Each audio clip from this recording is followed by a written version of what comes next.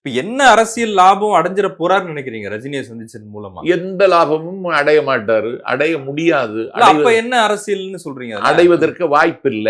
நீ தமிழ்நாட்டுல உயிரோட இருக்கேன்னு காமிக்கிறதுக்கு இது பயன்படுமே தவிர, வேற இதனால எந்த லாபமும் சீமானுக்கு கிடைக்க போறதில்ல. இல்ல இப்ப விஜய் அரசியல் கட்சி தொடங்குனதுனால தான் சீமானோட சரிவுன்னு நீங்க சொல்றீங்களா? இல்ல, சரிவு ஏற்கனவே தொடங்கி விட்டது. உங்களுக்கு இனவாத அரசியல் வந்து நீண்ட நாள் அது ஆயுளோட ஆரோக்கியத்தோட இருக்க முடியாது. இல்ல அவங்க தமிழ் தேசிய அரசியல்ன்றாங்க. தமிழ் நீங்க தேசிய அரசியல் தானே நாஞ்சல் சபதே பண்ணிட்டு இருக்கேன். நான் 23ஆம் தேதி விலங்கை உடைத்தென்று ஒரு 40 ஆண்டு காலம் தமிழ் ஈழத்திலும் ஒரு 45 ஆண்டு காலம் தமிழ்நாட்டிலையும் ஒரு ஏதிலியாக வாழ்ந்து கொண்டிருக்கின்ற பாவேந்தர் பரம்பரையினுடைய தலைமை கவிஞன் என்று நாடு கொண்டாடப்படுகிற, நாளைக்கு தமிழ் ஈழம் தம்பியின் தலைமையில் நேற்றைக்கு அமைந்திருந்தால் அங்கே ஒரு அரசவை கவிஞராக இருக்கின்ற ஈடற்ற தமிழ் புலமையும் கவியாற்றலும் கொண்ட காசியானந்த கவிஞருடைய விலங்கை உடைத்து என்கிற நூலை நாஞ்சில் சம்பத் என்கிற நான் திருச்சியில் வெளியிட்டு பேசியிருக்கேன். நான் எங்களுக்கு இல்லாத தமிழ் தேசியமா இவண்டு இருக்கு. உன்னுடைய தமிழ் தேசியம் என்ன தேசியம்?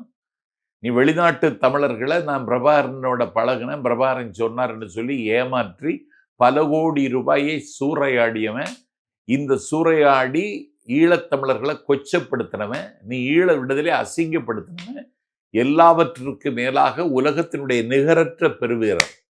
என்னை கேட்டா சேகுவாராவை விட, காஸ்ட்ரோவை விட நிகரற்ற பெருவீரன் தம்பி பிரபாகரன். ஏன்னா அவர்களுக்காவது ஒரு பின்புலம் இருந்தது. இல்ல அவர்தானே வழிகாட்டியா சொல்றாரு தன்னுடைய கட்சிக்கு. நீ தலைவராகவே சொல்றாருல்ல, வழிகாட்டி கிடையாது தலைவர். அதான் இப்படி இப்படி ஏமாத்துற ஒன்ன இனிமேல் தமிழ்நாட்டு மக்கள் இனம் கண்டு கொள்வார்கள். இப்ப நாம் தமிழர் கட்சியிலிருந்து வெளியேறினாங்க, ஒரு புதிய அமைப்பு தொடங்க போறாங்க, போட்டி பொதுக்கூட்டம் நடக்க போகுதுன்னா சொல்றாங்க. 2 நாள் 3 நாளைக்கு முன்னாடி தமிழ் ஹிந்துவிலேயே அதை பார்த்தேன். இன்னைக்கு இந்த 27ஆம் தேதி என்னமோ நடக்க போறது மாதிரி 2-3 நாள்ல திருச்சியில் நடக்க போகிறதாக இருக்கு. நான் அவங்களுக்கு சொல்லுகிற ஒரு ஆலோசனை தான், அட்வைஸ் கிடையாது. அந்த பொதுக்கூட்டம் நடத்தி சீமானுக்கு மீண்டும் ஒரு முக்கியத்துவத்தை கொடுத்துடாதீங்க.